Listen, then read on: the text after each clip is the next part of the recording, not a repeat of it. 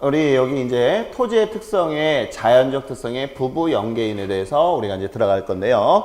한번 보도록 하겠습니다. 자, 먼저 우리가 이 토지라고 하는 것은 가장 중요한 게 부동성이라고 하는 게 있는데, 자, 거기 제가 있기 때문에 쓰지 마시고, 알겠죠? 중요한 것들만 머릿속에 꼭꼭 담으세요. 자, 부동이라고 하는 것은 움직이는 거, 안 움직이는 거? 오케이. 그래서 제가 첫 시간에 자, 동산과 부동산의 차이점을 했죠. 동산은 뭐 하는 거? 움직이는 거. 부동산은 안 움직이는 거. 즉, 이 토지는 부동산이잖아요. 그래서 우리가 부동성이라고 얘기를 하는 거예요. 움직이지 않는 거. 만약에 내가 지금 천안에서 잤는데 그 다음날 서울로 내가 지금 있다면 토지는 움직인 거죠. 내가 움직인 게 아니라, 알겠죠? 그러면 아마 복잡해질 거예요. 알겠죠? 예. 자, 아무튼 부동성이라고 하는 거 알아두시고, 그 다음에 우리가 부증성이라고 하는 게 있어요. 이제 전체적으로 보고 나서 쭉 깊게 들어갈게요. 부증성이라고 하는 것은 늘어나지 않는 거예요. 아까도 제가 얘기했듯이 지구 자체는 늘어나지 않아요. 그러면 제가 전에 아마 이런 말 썼나? 시험에서 정말 많이 나오는 내용이 이거거든요. 제가 혹시 까먹기 전에 이거 하나 적어 놓고 들어갈게요. 우리 선생님들이 제일 많이 틀리는 게 이거예요. 토지는 물리적 공급이, 자, 물리적 공급이 가능하다? 가능하지 않아요. 그러면 여기에서 우리가 또 단어를 모르시기 때문에 여기 알아두실 거. 물리적이라고 하는 것은 토지가 증가되고 이런 땅이 증가되는 거, 그런 것을 물리적이라는 거예요. 자, 자연적으로 이런 뜻이라고 보시면 돼요. 그래서 토지는 물리적 공급이 가능하지 않아요. 그런데 이런 말이 있어요. 자, 용도적 공급이라든지 또는 이것을 같은 말을 우리가 경제적 공급이나 같은 말이에요. 알겠죠? 경제적 실익이나 이런 말 같은 말이에요. 왜냐하면 이제 이런 용어에 현혹이 되면 안 돼. 같은 말, 이 용어에 대해서 자꾸 친하게 지내야 돼. 경제적 공급이다. 같은 말입니다. 이거. 그러면 이게 뭐냐 하면 용도적 공급이 가능하냐, 경제적 공급이 가능하냐, 토지에 대해서 가능하냐? 가능하다. 왜요? 이게 이제 나와야 되거든요. 자, 얘는 안 된다는 게 뭐 때문에 그러냐면 얘는 부증성 때문에 늘어날 수가 없어. 지구는 늘어나지 않아. 알겠죠? 하지만 이 용도라고 하는 것은 쓰임을 바꾼다는 얘기예요. 즉, 내가 무슨 얘기냐 하면 이런 얘기예요. 농지를, 알겠죠? 주거지로 바꾼다거나 또는 농지를 상업지로 바꾼다거나 이런 경우 있어요, 없어요? 있죠. 그러면 자, 농지는 줄어들지만 주거지나 상업지는 뭐 하는 거야? 늘어나는 거잖아. 이렇게 늘어나는 것을 우리가 뭐라고 하느냐면 용도적 공급을 하였다라고 하는 것이고 경제적 공급을 하였다는 얘기예요. 이해가요, 이거? 그러면 물리적 공급은 안 된다고 그랬어요? 누가? 토지가. 이게 중요해요. 누군지도 모르고 그러면 안 돼. 이거 외우면 안 돼. 자, 토지는 물리적으로 공급 자체가 안 돼. 늘어나지 않거든. 하지만 이 토지라고 하는 친구는 이렇게 용도별로 바꿔서 공급이 가능하다는 거. 시험에 너무 잘 나오는 내용. 꼭 알아두세요. 그래서 이 부증성이라고 하는 거 꼭 알아두시기 바랍니다. 이 부증성이라고 하는 것은 물리적, 경제적, 물리적으로 이해 갔죠? 그래서 늘어나지 않는다 이런 거 알아두시고, 그 다음에 이제 또 0이라고 하는 것은 영속성이라고 하는 거예요. 다시 무슨 성? 영속성. 자, 우리 이 건물하고 토지하고 다른 점이 있어요. 건물은 인간이 만든 거기 때문에 언젠가는 건물이 낡아서 주저앉을 거라고요. 맞죠? 그래서 우리가 건물 같은 경우에 보면, 자, 우리가 건물 질 때 이 철근이라고 알죠? 기다란 이 쇠봉 같은 거, 그것으로 건축을 하게 되면 우리가 회계나 세법에서는 뭐라고 하냐면 내용 연수, 즉 수명을 얘기하는 거예요. 건물의 수명을 30년으로 건축법에서 정해놨고, 그 다음에 우리 왜 보면 지하철 공사에 보면 이런 H빔 알죠? 이렇게 H자로 생긴 거, 이런 것들 막 지하철 공사하면 땅땅 막 박아내리면서 밑에다가 박잖아요. 이걸로 하게 되면 엄청나게 오래 가요. 이걸로 하면 건축물이 50년이 내용 연수예요. 그러니까 아까 철근하고 이거하고 얘가 더 단단해. 그래서 건물 같은 경우는 철근으로 거의 안 해요. 그거는 낮은 층일 때는, 높은 건물일 때는, 고층일 때는 뭐 담아요, 이거? 고층. 여기 툭툭 튀어나온 거 있잖아요. 이거 전부 다 그런 거예요. 그래서 이런 것들이 우리가 수명이 있단 말이에요. 하지만 자연이라고 하는 것은 수명 자체가 없어. 자, 예를 들어서 우리가 금강산이나 설악산 같은 경우에 보면 수천, 수백만 년 내려오면서 그 자태는 변함이 없잖아요. 맞죠? 산이 죽었어요? 아니야. 계속 살아있어. 계속 대대손손으로 아마 내려가야 돼요. 맞죠, 이거? 이렇게 토지는 영속성을 갖는다는 거예요. 살아있다는 거예요. 계속. 알겠죠? 그러면 이 영속성을 가짐으로써 이 토지는 어떨까? 이거에 대해서 알아야 되고, 또 건물은 수명이 아까 있다고 그랬죠? 그래서 우리가 리모델링이라는 게 나오고 재개발이라고 하는 게 그래서 나오는 얘기예요. 이해갔죠? 그래서 토지와 건물의 차이점은 좀 알아두셨으면 좋겠다. 이런 얘기고, 그 다음에 이 개라고 하는 것은 개별성이라고 하는 거예요. 다시 개라고 하는 것은 뭐라? 개별성. 개별이라고 하는 것은 각각 다르다는 얘기거든요. 자, 예를 들어서 자, 제 최수영의 얼굴이 이렇다라고 하는 것은 대한민국에 나밖에 없어. 백일섭 있잖아요. 이렇게 하면 안 돼. 알겠죠? 자, 그러면 안 돼. 자, 아무튼 나밖에 없어. 맞죠, 이거? 자, 땅도 마찬가지야. 요만한 천안의 땅은 어디 가서 구할 수 없어. 왜? 요 위치에 요 땅은 요 하나밖에 없으니까. 그런데 중요한 게 이 땅의 가격은 옆에 있는 땅하고 또 틀려. 이해가요? 1필지의 땅과 2필지의 땅이 붙어있다 하더라도 가격이 틀릴 수밖에 없어. 왜요? 똑같은 땅인데 왜 틀려요? 자, 우리 한번 예를 들어 볼게요. 아파트에 101동하고 102동하고 번지수가 다르죠, 분명히. 아파트가 32평, 37평, 뭐 40평 하더라도 다 가격은 틀려. 예를 들어서 제가 10평짜리 아파트에 101동, 102동 이렇게 있다. 가격이 같을까요? 달라요. 왜? 101동에 갔더니 샤시를 해놓고 베란다를 텄어. 102동을 갔더니 아무것도 안 해놨네? 베란다 저 샤시만 돼 있어. 그러면 우리 같은 가격을 받으면 돼요? 그건 틀리지. 가격이 다르단 말이에요. 맞죠? 토지 또한 어떤 위치에 따라서 다르단 말이죠. 그죠? 그래서 각각의 자기의 가격을 갖는 것을 우리는 뭐라고 얘기한다? 개별성이라고 하는 거예요. 이해 갔어요, 이거? 우리 인간도 자기 나름대로의 몸값이 다르잖아. 아니에요? 자기가 몸값이 얼만가 고민 한번 해봐요. 그냥 줘? 그건 아니잖아요. 그죠?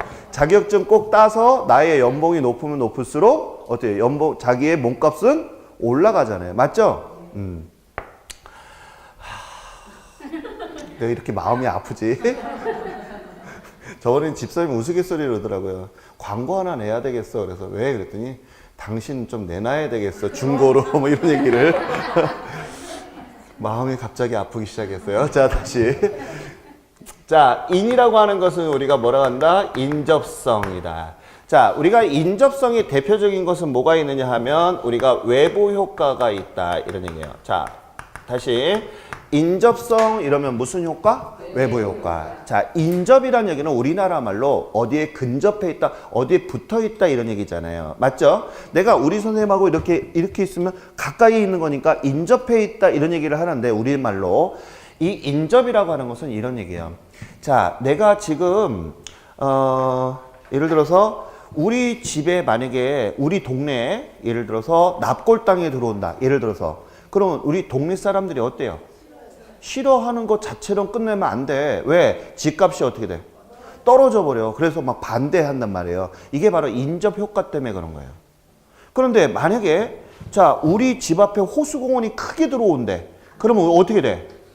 가만히 있으면 안 돼. 프랭카드 들고 오빠 만세 이렇게 하고 흔들어야지. 맞아 이거? 그래야지. 그렇지 않아요? 만약에 우리 동네에 자 입찰을 갖다가 여기 동네 할까 저기 동네 할까 막 한다면 우리는 강제적으로 어떻게 돼? 끌어와야지. 그러니까 막 피켓 들고 막 하고 집에서 남는 수영복 입고 막 이렇게 흔들고 다니고 막 이렇게 해야지 우리 동네에 유치할 거 아니에요. 맞죠? 그런 게 바로 인접성이에요. 인접성. 그래서 그 인접성의 효과 때문에 우리 지역이 어떻게 된다? 발전이 되는 것도 있고 지역의 가격이 달라. 자, 우리 하나 물어볼게. 천안에서도 같은 동네이지만 가격이 다 달라. 맞아요, 안 맞아요? 그런 것처럼 인접성은 어떤 것이 나하고 붙어 있느냐에 따라서 우리가 토지에 영향을 미친다는 게 바로 인접성이라는 뜻이에요. 무슨 얘기인지 가요? 그런 게 있다. 그래서 우리 여기 보시면 이런 토지의 자연적인 특성에 보면 크게 우리가 앞자만 따서 외워요. 알겠죠? 부부, 영계, 인. 그래서 우리가 예전에 과거 기출문제를 보면 한 해는 요거, 한 해는 요거, 한 해는 요거, 한 해는 요거. 알겠죠? 그 다음에 한 해는 다시 요거. 그 다음에 오다가 얘는 가끔 생각날 때. 그래서 오지선당이니까 얘네들 다 나와. 하고 쓱 얘네들 중에 한 놈만 틀리게 부연 설명을 달아서 옳지 않은 것은 이렇게 하는 게 시험 문제로 과거 기출 문제로 나왔단 말이에요. 그래서 이 내용들을 머릿속에 담아야 되고 이 내용들이 우리 학계론에 정말 중요한 이론을 구성하고 있다는 것을 알아두셔야 됩니다. 알겠죠? 너무너무 중요한 내용이에요. 그 다음에 인문적 특성도 우리가 알아두고 건물 마찬가지. 그래서 저랑 같이 이제 프린트로 한번 들어가 보도록 하겠습니다.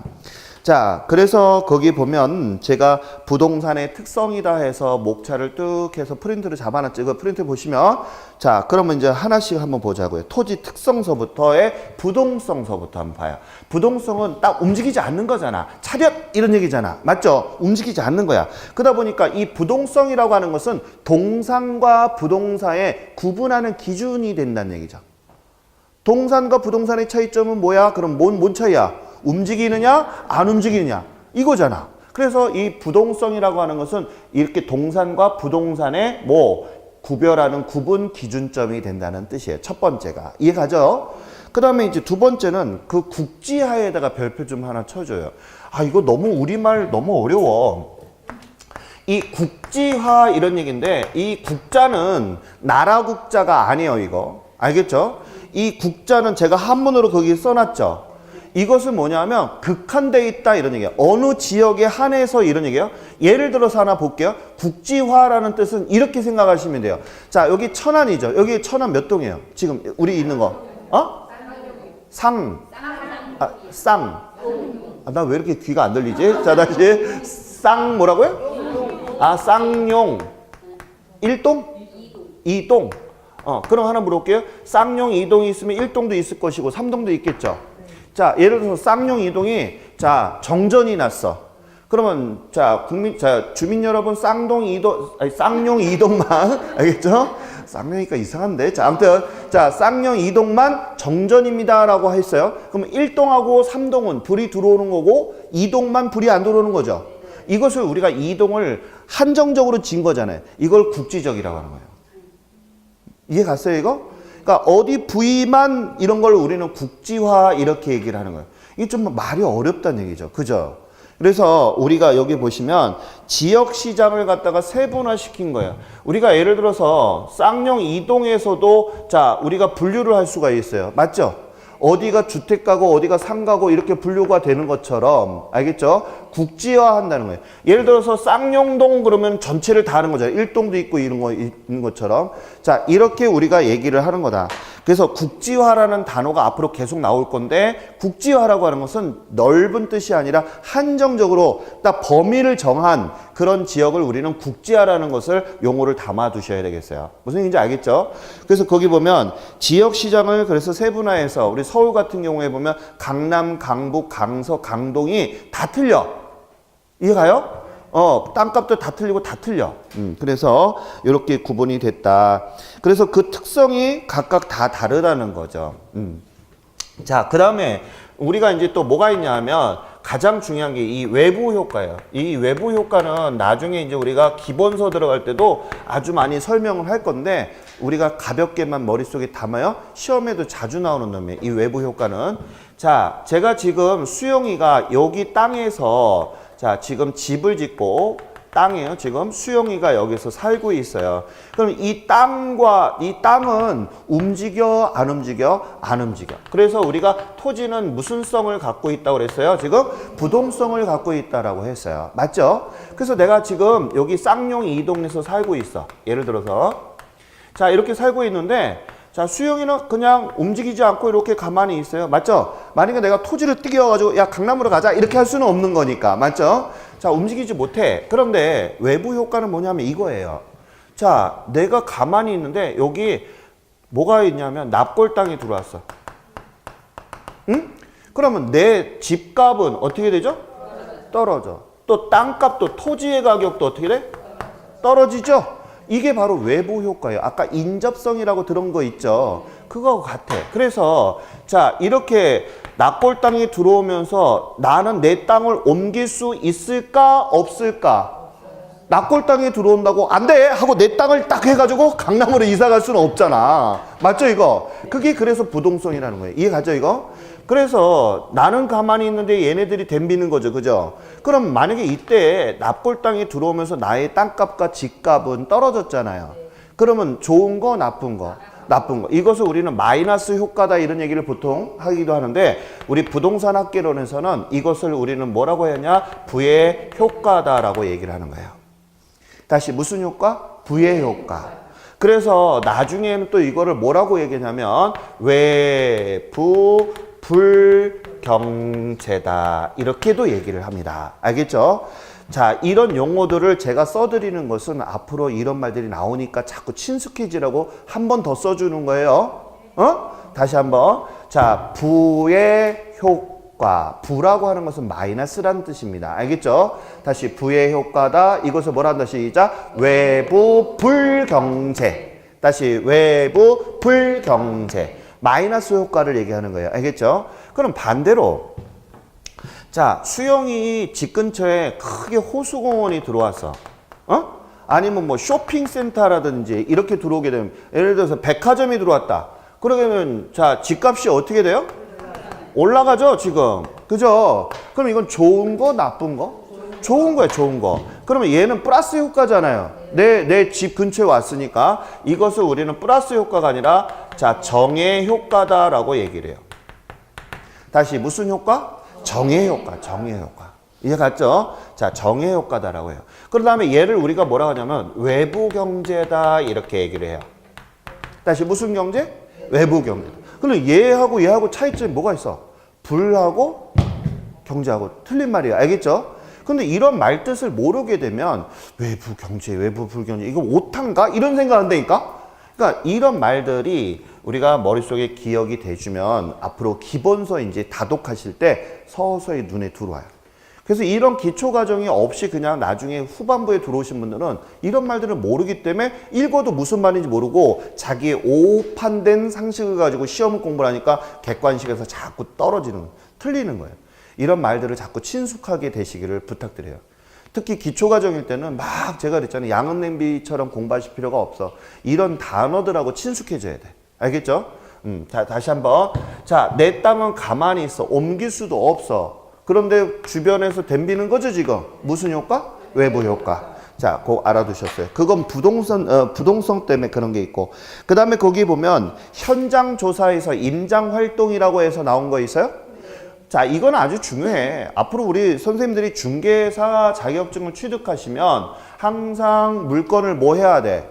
전화로만 받으면 안 돼. 알겠죠? 자, 똑같은 아파트라 하더라도 어떻게 된다고 그랬어요? 어떤 설치량에 따라서 가격이 달라지죠? 맞아요?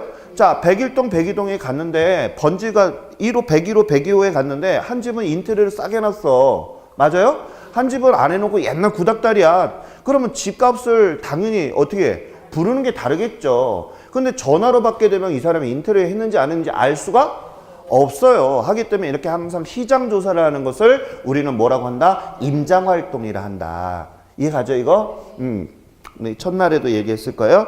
그 다음에 이런 부동산 같은 경우는 중요한 것이 부동성이야. 딱 고정되어 있기 때문에 분실될 이유가 없죠. 맞죠, 이거? 그런 내용이 있고, 그 외에도 많이 있어요. 나중에 이제 우리가 기본서 과정에 많이 있는데, 중요한 부분은 요 정도만 알면 시험에 충분히 소화할 수 있다, 이런 얘기예요. 이해 갔죠, 이거? 자, 그 다음에 이제 부증성에 대해서 한번 봐요. 부증성. 자, 부증성이라고 하는 것은 아까 제가 뭐라고 말씀을 드렸냐면 늘어나지 않는 거. 그럼 물어봐야지. 자, 물어봐야지. 물리적 공급은 가능하다. 응? 가능하지 않다. 뭐가? 토지. 이해가요? 자, 그럼 뭐라 하죠? 건물의 물리적 공급은 가능하다. 응? 건물은 물리적 공급이 가능하다. 응? 가능은, 자, 건물은 누가 만드는 거야? 사람이 만들 수 있잖아. 자, 그러면 우리 안 배웠으니까 건물은 똑같은 건물로 만들 수가 있다. 자, 토지는 아까 제가 각각 지번이 있죠. 그 토지는 우리가 서로 간에 뭐 하다? 같다, 다르다. 다르다라고 그랬죠. 건물은 같을 수 있다, 없다? 있다. 왜? 그렇지, 정답. 똑같은 재료와 똑같은 형태를 공법으로 해서 설계를 해서 지을 수 있죠. 그래서 우리 서울의 여의도 같으면 쌍둥이 빌딩이 있어요. 그리고 왜 미국에 요번에 그 폭격당한 거 있죠. 트윈타워. 그런 것들. 무슨 얘기인지 갔어요? 있다. 이런 것도 이제 나중에 기본 과정할 때 막 시험에 막 나오는 내용들이에요. 지금은 몰라도 돼. 응? 자, 그럼 아무튼 여기서 우리가 알아두실 거, 부증성이라고 하는 것은 우리가 늘어나지 않는다. 지구는 늘어날 수가 없어요. 그래서 우리가 이것을 뭐라고 하느냐면 생산할 수가 없다 이런 얘기를 하는 거예요. 알겠죠? 그러면 거기 첫 번째 절대량의 불변. 말 대땅 어렵다, 그죠? 그다음 밑줄. 절대량의 불변이라는 얘기는 지구는 절대 늘어날 수 없다는 얘기예요. 쉽게. 지구는 안 늘어나. 그래서 절대적으로 늘어나지 않는다. 이것을 우리는 절대량의 불변이라고 하는 거야. 이게 이런 말들이 되게 어려운 거야. 그냥 간단하게 그냥 지구는 안 늘어나. 이렇게 쓰면 되잖아. 그럼 우리 그래 이렇게 하고 쉽게 이해를 할 텐데 절대량의 불변이라니까 뭔가 있을 것 같고, 그죠? 그런 말에 현혹되지 마라. 그 다음에 생산비 법칙이 성립되지 않는다라고 해놨죠, 거기에. 자, 생산비 법칙이라는 얘기는 무슨 얘기냐면 토지를 늘리기 위해서 들어간 돈이 있어, 없어? 없어. 지구는 절대로 늘릴 수가 없어. 지구에서 떠나서 다른 행성을 찾으러 가면 몰라도, 알겠죠? 지구 자체를 늘리는데 돈이 들어갈 수는 없어. 알겠죠? 그것을 우리 생산비 법칙이 안 된다는 뜻이에요. 이해 가요? 이게 무슨 뜻인지? 이해하는 게 정말 중요해. 그래야지 내가 볼 때도 이거 선생님이 저런 말이었지? 이렇게 하고 쏙 들어오는데 이해를 못하고 넘어가면 어렵거든. 그래서 용어를 잘 봐두세요. 그 다음에 토지 공급곡선이 완전 비탄력 이렇게 나와 있는데 이건 나중에 경제 시간에 제가 설명할게요. 토지는 늘어나지 않아. 그때 경제, 우리 다음 시간에 경제가 하는데 정말 빠지면 안 돼. 알겠죠? 정말 우리 선생님들이 제일 많이 어려운 게 경제론이거든요. 우리 프린트 받은 거 있죠? 그건 빙산의 일부야. 알겠죠? 빙수가 아니라, 알겠죠? 자, 그래도 그거 어려운 내용이요. 어려운 내용이요. 자, 그래서 거기 보시게 되면 우리가 부증성 있고 희소성이라는 얘기는 뭐냐면 늘어나지 않기 때문에 귀한 거야. 왜? 우리 토지는 한정적이 돼서 인구는 자꾸 늘어나니까 사람이 살 수 있는 공간을 확보하려면 가격이 어떻게 돼요? 자꾸 올라갈 수밖에 없잖아요. 그래서 우리가 백화점에 가면 한정판이에요. 그러면 이거 꼭 사야 돼. 이렇게 하면 카드 긁잖아. 그죠? 한정판. 아무튼 토지는 그렇게 한정판이다. 귀한 거다. 이런 얘기예요. 그 다음에 집가고라고 했는데 토지 가격이 너무 비싼 거야. 그러면 당연히 가격이 어떻게 돼? 집값도 올라갈 수밖에 없잖아요. 맞죠? 그래서 집가고라는 얘기는 땅지자의 가격같이 높을 고자야. 그러니까 땅값이 어떻게 돼? 올라갈 수밖에 없어. 늘어나지 않으니까. 이해가죠? 귀하니까. 그죠? 우리 하나 물어볼까요? 우리 여성분들 결혼하실 때 뭐 받았어요? 다이아 뭐 이런 거 하잖아. 다이아도 비싼 거 뭐 못 받을 수도 있지 뭐. 그죠? 다이아 뭐 비싸잖아요. 자, 다이아 같은 거는 왜 비싼 거예요? 그래요. 바로 그거예요. 희귀하고 너무 많지 않으니까. 그죠? 그래서 비싼 것처럼 토지도 마찬가지란 말이에요. 그래서 거기 보게 되면 비싸기 때문에 어떤 문제가 있느냐? 서로도 가지려고 해. 왜? 이거 갖고 있으면 나중에 돈 돼, 안 돼? 돈 돼. 투기라는 걸 하게 된단 말이에요. 그러면 여기에서 우리가 꼭 알아야 될 게 있어요. 말이 어려운 말이 있는데 그게 바로 뭐냐 하면 토지 공개념이라고 하는 거예요. 자, 이건 너무 어려운 말이야. 이 토지공개념. 잠깐 여기 봐요. 자, 여기 봐요. 이 토지공개념에 대해서 제가 정책론 할 때 분명히 또 한 번 얘기를 할 건데, 알겠죠? 토지공개념은 무슨 얘기냐면 이런 얘기예요. 자, 토지를 공적인 개념이다 이런 얘기인데 말로 그냥 보면 자, 우리 대한민국은 민주주의 국가입니다. 맞죠? 하다 보니까 사유재산에 인정해 안 해? 인정해. 그런데 이거 아셔야 됩니다. 만약에 우리나라 전쟁이 났어. 그러면 전쟁에 헌법에 뭐라 하냐면 전쟁이 나면 전시상회에서는 모든 사유권을 인정하지 않아요.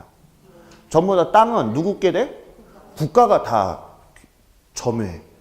이해하죠? 그래서 그거 혹시 아십니까? 내가 만약에 큰 덤프트럭을 갖고 있어. 그럼 전쟁 상황에서는 그 덤프트럭은 누가 이용할 수 있다? 국가, 군인이 이용할 수 있어. 사용료 안 내도 돼. 또 그 카페리 있죠. 카페리오. 왜 제주도에 보면 배 있잖아요. 그 배도 전시에 사용할 수 있어. 사용료 안 내도 돼. 이해가죠? 그럼 머릿속에 이제 담을 게 뭐냐. 왜? 자, 국가가 없으면 나 개인도 존재하지 않아. 그렇지 않아요?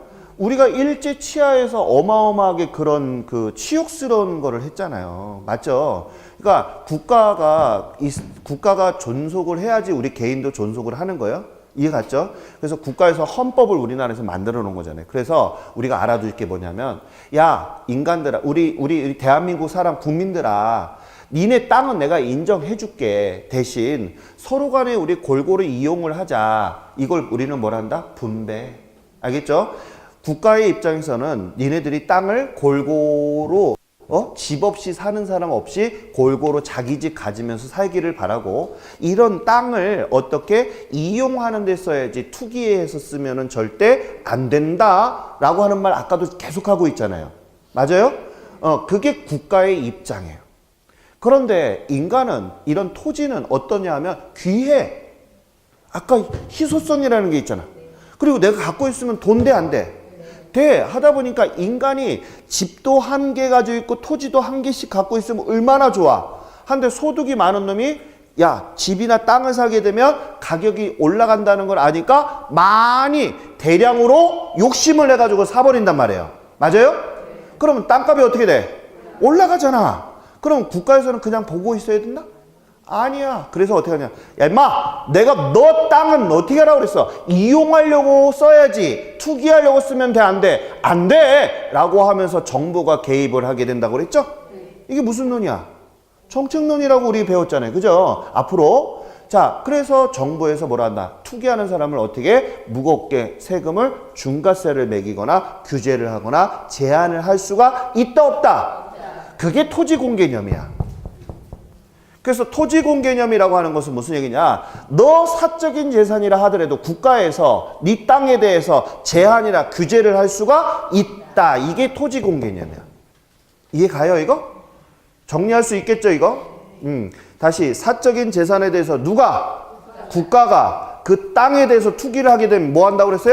제한이나 뭘 할 수 있다? 규제할 수 있다. 그런 권리를 갖고 있죠, 국가가. 그게 바로 뭐라 한다? 시작. 토지공개. 자, 이제 이런 내용들을 알아야 돼. 그래서 자, 없는 서민들은 자, 자기가 집을 살려면 투기하는 걸 좀 막아줬으면 하는 생각이 들어, 안 들어? 그 다음에 땅값이 좀 내려갔으면, 또 집값이 내려갔으면 하는 서민들의 마음이 들어, 안 들어? 들어. 그럼 그런 서민들은 누구한테 하소연을 해야 돼? 국가에다 하소연을 해야 되잖아. 그럼 국가에서 하소연을 듣고 나서 가만히 있는 게 아니라 어떻게 해? 투기하는 놈한테 아까 제한이나 규제를 한다고 그랬죠? 이게 뭐라고 그랬어, 아까? 뭐? 토지? 어디 갔대? 자, 자, 토지 공개념. 이해 갔죠, 이거? 그런 내용이야. 근데 이런 내용을 모르면 안 돼. 무슨 내용인지 모르잖아. 이해가요?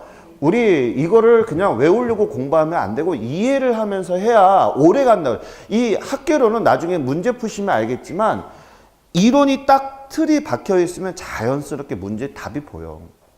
근데 이거를 암기 위주로 공부하려고 하다 보니까 어렵게 느껴지는 거예요. 이해가죠? 우리 상식적으로 접근해서 들어가면 나중에 이론 문제 풀 때 절대 어렵지 않아요. 무슨 말인지 알죠? 자, 토지공개념이 요구되고 공적 규제는 심화가 된다. 그래서 투기에는 X 쳐놓은 게 왜야? 투기는 하지 말고 서로 간에 뭐 해라? 이용하는 데 써라. 이게 바로 국가의 입장인 거예요. 이해가요, 이거? 자, 그 다음에 거기 지대하고 지가가 나와 있는데, 자, 지대하고 지가 우리가 모르는 분들이 너무 많아. 지대가 지가하고 저도 처음에 어려웠어요. 구분이 안 돼서. 지대는 뭐냐면 임대소득을 얘기해. 다시 지대는 뭐라 한다? 임대소득이야. 내가 이 땅을 놀리면서 얻은 소득이야. 그 다음에 지가는 땅값이야. 그냥 지가는 뭐라고요? 땅값. 내가 땅 팔잖아. 그러면 이 땅값이 얼마예요? 그럴 때 우리는 지가가 얼마예요? 이렇게 물어보는 거야. 그럼 지대하고 지가의 차이점이 뭐예요? 라고 하게 되면 지대는 뭐야? 임대 소득을 얘기하는 것이고 그 다음에 지가는 뭐야? 땅값이야. 땅값. 달라요. 분명 의미가. 알겠죠? 그래서 그런 내용을 알아두시고 그 다음에 거기 조방적이라는 말과 집약적이라는 말이 나와 있죠. 이거 밑줄 그시고 자주 나오는 말이에요. 이거 이제 앞으로. 자, 집약적이란 얘기는 무슨 얘기냐면 알뜰하게 땅을 쓰는 걸 집약적이야. 조방 쪽은 널널하게 쓰는 거야. 알겠죠? 이 용어 모르면 안 돼요. 앞으로 계속 나올 거야. 다시 조방적은 어떻게 쓴다고? 널널하게. 집약적은 알뜰하게. 자, 하나 예를 한번 들어보겠습니다. 제가 강남에 한 평당 4,500만 원씩 주고 샀어요. 그래서 100평을 샀다라고 한번 예를 들어보자고요. 그러면 어마어마한 큰 돈이죠. 그러면 내가 건설업자란 말이에요. 그 땅을 왜 샀어? 돈 벌려고 산 거란 말이에요. 그럼 건물 지어야지. 그럼 건물을 저층을 지면 될까? 안 돼. 그 비싼 땅에 내가 돈 벌려면 건물을 어떻게 지어야 돼? 최대한 높게 지을 수 있는 만큼은 지어놔야 될 거 아니에요. 맞아요, 맞아요. 맞죠? 그래야지만 내가 입주자들 해야 내가 남는 장사를 할 거 아니에요. 그게 우리가 집약한다 이런 얘기고 더 우리가 배웠던 게 최유효이용이라고 하는 거예요. 이해가요, 이거? 그래서 집약적이다라는 말과 최유효이용은 같은 말이야. 이해가죠? 잘 쓰는 거야. 이제 하나씩 단어들 정리하는 거예요, 이제. 자, 다시 최유효이용과 집약적인 것은 무슨 말? 같은 말이야, 같은 말. 잘 알지게 쓰는 거야. 우리 왜 그런 거 있잖아요. 쓰고 난데 너무 진짜 알뜰하게 잘 쓰면 마음이 뿌듯하잖아. 그런 거 느껴요, 안 느껴요? 우리 왜 식당에 가서도 돈 6,000원을 내던 7,000원 내는데 막 상을 이렇게 주고 대접받는 기분을 받았을 때는 그 집에 가서 눌러붙어 있잖아요. 그죠? 그런 것처럼. 농담입니다. 자, 그래서 우리 조방적인 것은 뭐냐면 널널하게 쓰는 거야. 시골 같은 거는 땅이 그렇게 비싸지 않으니까 한쪽에는 비닐하우스 지어놓고 또 한쪽에는 경운기 하나 세워놓고 한쪽에는 푸대자루하고 옷 같은 거 막 널널하게 쓰잖아요. 맞아요? 강남에서 그렇게 쓰면 총 맞아요. 알겠죠? 네, 그 비싼 땅에다가. 자, 그래서 거기에다가 우리가 이런 게 있다. 그 다음에 영속성에다가 이제 들어가 볼게요. 영속성이라는 말은 영원하다는 거예요. 누가 영원하다는 거예요? 토지가. 알겠죠? 지금 뭐에 관련된 거야? 토지에 관련된 거야. 건물이 아니라. 알겠죠? 지금 부동산 중에서 지금 제가 설명하는 거 지금 토지에 관련된 거야. 토지에 관련된 거. 이해갔죠, 이거? 헷갈리면 안 돼. 자, 그럼 토지가 이런 얘기야. 그러면 이 토지는 닳거나 없어지지가 않아. 그래서 비소모성이라고 하는 거예요. 소모품이라는 게 뭔지 알죠?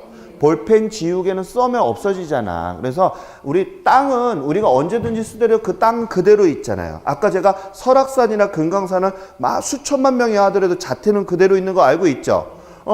닳지 않아. 그래서 비소모성 이런 얘기를 하는 거예요. 그 다음에 우리가 물리적 감가라고 했는데 자, 거기 물리적 감가에다 밑줄 좀 그어봐요.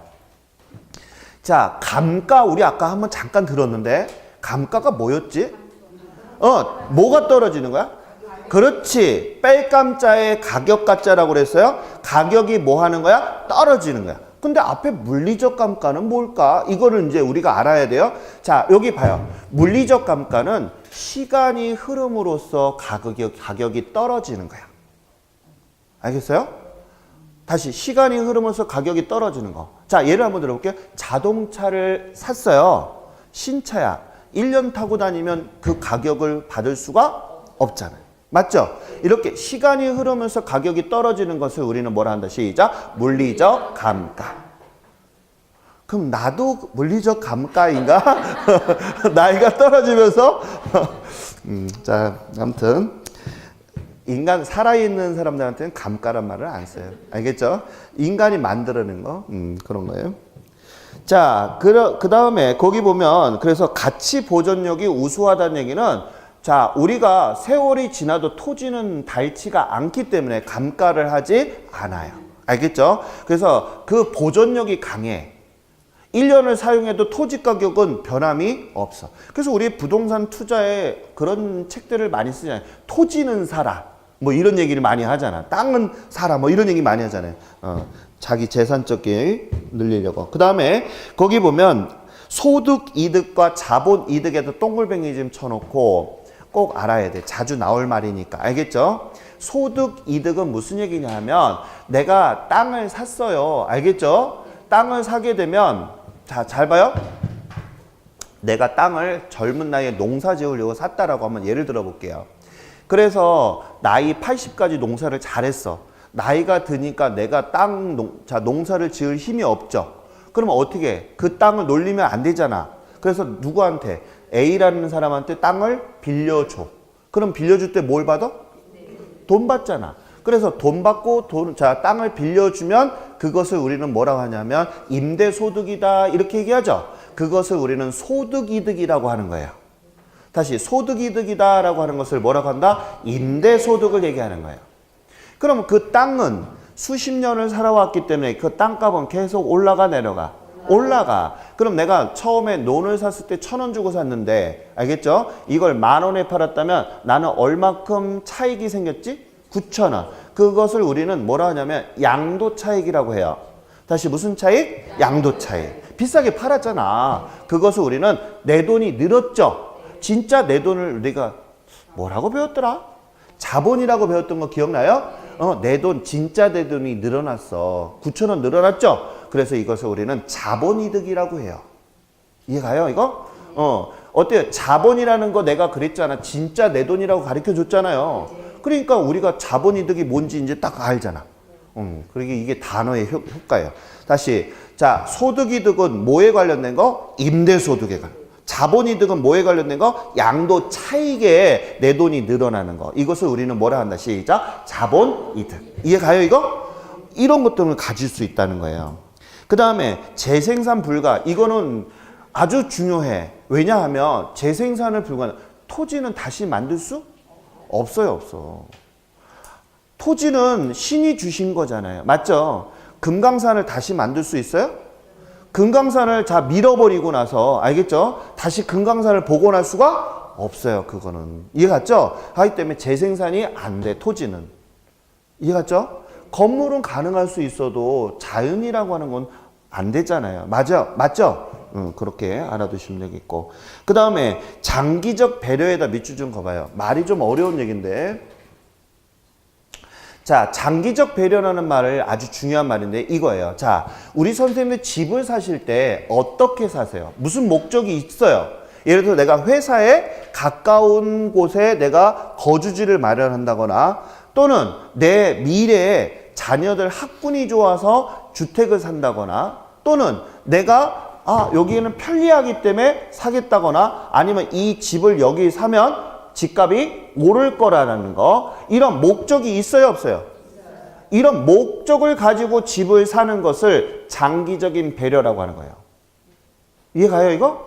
근데 말 뜻이 완전히 다르잖아. 듣고 나니까 그렇다라고 껴맞춘 거지. 맞아요? 장기적인 배려? 우리 배려라고 하는 말은 그런 말이 아닌데 부동산 학개론에서는 그렇게 쓰인다 이런 얘기예요. 그럼 장기적인 배려는 먼 미래를 보고 토지를 투자한다는 거예요. 알겠죠? 다시 먼 미래를 보고 한다? 토지를 산다는 거, 그걸 뭐라 한다? 시작! 장기적 배려라고 합니다. 이해갔죠? 우리가 알고 있는 배려하고 틀려. 그죠? 그러니까 그런 말들이 사실 어려운 말들이라. 다시 장기적 배려가 뭐야? 부동산 학개론에서 장기적 배려가 뭐야? 라고 하게 되면 먼 미래를 보고 내가 뭘 투자하는 거야? 토지에다가 투자한다는 뜻이에요. 알겠죠? 알아두시면 되고. 개별성 들어갈게요. 개별성. 자, 개별성은 각각 다르다고 그랬죠. 필지마다 다 제각각이라고 했어요. 그죠? 그래서 거기 보면 이런 얘기가 있어요. 뭐가 있냐면 일가의 법칙. 요거 잠깐만 설명을 할게요. 일가의 법칙이 자, 성립되지 않는다. 뭐에 의해서? 개별성에서. 이런 얘기가 나와 있죠, 지금. 정말 시험에 많이 나오는 지문 중에 하나예요. 일가. 요거 하나만 볼게요. 일물이가는 무슨 뜻이냐면 하나의 물건에는 하나의 가격이 정해진다는 뜻이 일물일가의 법칙이에요. 응? 이 말이 무슨 얘기냐면 예를 들어서 자, 뭐 담배 가격이 하나 예를 들어 볼게요. 담배나 소주다. 예를 한번 볼까? 소주. 자, 소주 한 병에 예를 들어서 자, 1,000원이다라고 한번 예를 들어 볼게요. 응? 그러면 이 소주 한 병은 대한민국 내에서는 어디를 가나 다 얼마? 1,000원이에요. 이해갔죠? 그러면 아 소주는 1,000원 이렇게 하게 되는 것을 우리는 일물일가의 법칙이에요.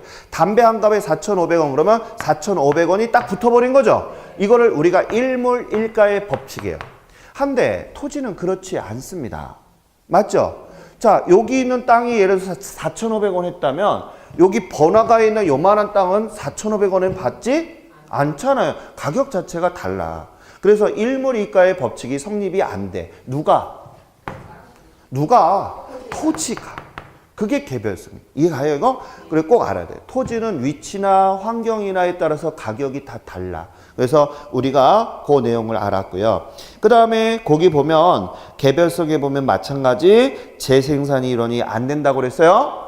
그 다음에 아까 이 개별성의 가장 중요한 것은 전문가들이 자 토지의 가격을 측정을 한단 말이에요. 그것을 우리가 누가 하느냐 하면 감정평가사가 하기 때문에 우리 나중에 감정평가라는 것을 배우게 되는 것입니다. 이해 갔죠 이거? 그 다음에 거기 보게 되면 재생산 이론이 불가하다는 얘기는 아까 제가 설명을 했고 그 다음에 거기 표준지라는 말 나와 있죠. 자 여기 잠깐만 봐요. 이건 말이 좀 어려울 수도 있는데 표준지라고 하는 것이 안 된다라고 나와 있죠. 이 말이 왜 그러냐 하면 자 토지는 예를 들어서 한번 볼게요. 자 제가 쌍용 이동에 자 100평방미터당 알겠죠? 10만 원이라고 한번 해보자고요. 응?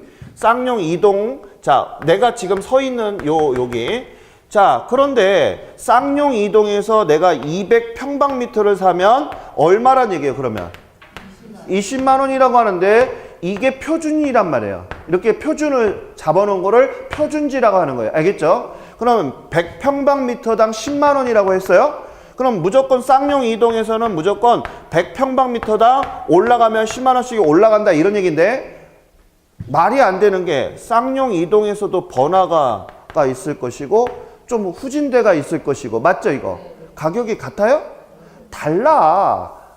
무슨 얘기인지 같죠? 가격이 다르기 때문에 말이 안 된다. 표준지라는 것을 설정하기가 어렵다라는 거예요. 이해 갔죠 이거? 그렇다는 얘기. 그 다음에 우리 부동산의 독점화 이렇게 있고 비공개성인데 비공개성은 뭐냐 하면 이런 얘기예요. 자 우리가 거래하게 되면 자기가 얼마 주고 샀다 얼마 주고 팔았다는 얘기를 한다 안 한다? 남들한테 안 해. 그리고 또 여기 우리 선생님이 꼭 알아야 될 게 있어요. 중개사의 준수사항인가 무슨 뭐 거기 보게 되면 그 거래한 행위를 남들한테 비밀 유지를 해야 된다는 그런 의무사항이 있는 거 알고 계시죠? 떠들고 다니면 안 돼. 왜냐하면 자 봐요. 10억짜리 토지를 내가 4억에 샀어 수영이가. 근데 땅값이 올라가서 내가 20억에 팔았단 말이에요. 그러면 이거를 공개하게 되면 이 사람이 뭐냐면 도둑놈아 너 4억에 사서 20억에 팔아? 하고 얘기 덤빌 거 아니에요. 맞아요? 맞죠? 그때 당시 수영이는 시가가 10억짜리의 땅을 4억에 살 수도 있잖아요. 경매로 살 수도 있는 거 싸게 살 수도 있는데 쉬쉬한단 말이에요. 그렇기 때문에 이런 공개성이 안 돼. 그래서 이 부동산은 나중에도 배우겠지만 정보 비용이라는 게 많이 들어가. 야 어디 개발하고 야 어디 재개발 안 된다. 그러면 어떻게 돼? 난리 나죠? 난리 나잖아. 그런 비용들이 우리가 이제 들어가는 건 나중에 보고 아무튼 비공개, 비표준화. 그 다음에 이런 부동산의 가장 중요한 거 택배로 운반이 돼 안 돼? 토지를 뚝 띄워가지고 자 부산이에요 하고 서울로 옮길 수가 없어요. 알겠죠? 유통이 안 된다는 거예요. 이 부동산은. 그래서 이런 게 있다. 그 다음에 인접성은 아까 제가 납골당 했기 때문에 그건 넘어가고요. 자, 이제 인문적 특성을 잠깐만 볼게요. 자, 인문적 특성은 뭐냐? 누가 개입을 했다라고 그랬어요, 지금 아까. 인간이 개입을 한 거야. 알겠죠? 그래서 자, 뭐 필진이 뭐 이렇게 나누게 되고 획진이 이렇게 구분도 하게 되고 자, 땅을 갖다 분할하기도 하고 땅을 합치기도 하고 이런 건 자연은 그대로 있는데 누가 그 짓거리를 한 거야? 인간이 한 거야. 그래서 거기 보게 되면 용도 전환이라고 나와 있죠. 용도 전환은 무슨 얘기냐면 아까 제가 주거지에서 상업지로 바꾸거나 주거지에서 공업지로 바꾸거나 이런 것들이 있죠. 이거 용도 전환이야. 자, 왜? 땅이 부족해. 그래서 이걸 바꾸는 거야. 그런 것도 누가 하는 거야? 인간이. 자, 그 다음에 거기 보면 적지론이라고 나와 있는데 우리 이제 나중에 시장론 배울 때 입지론, 적지론 배울 거예요. 어느 땅에다가 어떤 걸 세우는 게 좋을까? 이런 것들. 그죠? 왜 공장들 많은데 거기다 주택이 있으면 좋아, 안 좋아? 아마 안 좋잖아. 그런 건 적당한 위치가 되지 않는다라고 보는 거죠. 그것을 우리는 적지론이라고 하는 거예요. 이해가요, 이거? 야, 여기 이렇게 항구 도시에는 배가 들어오고 물자 수송하는 데는 정말 좋겠다. 유통하는 데는 좋겠다. 여기는 유통 우리가 구조 단지를 만들자라고 하는 건 입지론이나 여기다 세운다는 얘기거든요. 그런 것들은 우리 시장론에서 배울게요. 알겠죠? 그래서 이런 내용들을 우리가 전부 다 누가 만든 거다? 인간.